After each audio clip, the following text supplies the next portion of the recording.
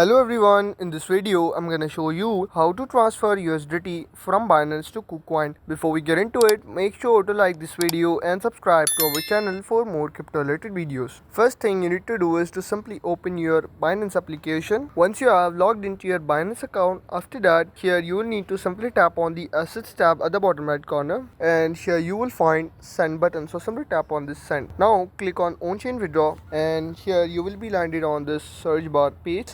You have to simply search for USDT and you will find Tether, so simply tap on this Tether US. Now once you landed on this same USDT page, here you will need to enter the withdrawing details such as address, network and the amount of USDT you want to transfer into your Kucoin account. After that, in order to get the address, you just need to simply minimize your Binance and open Kucoin application. Once you have logged into your Kucoin account, after that here you just need to tap on the assets tab at the bottom right corner. Here you will find deposit crypto, so simply tap on deposit crypto button. Now from this list of cryptocurrencies, in the search bar search for USDT and select Tether. Now here you need to select the network, so I'm selecting here TRC20, and you can select any network according to your requirements, but always make sure to select same network on both sides or you will lose your funds.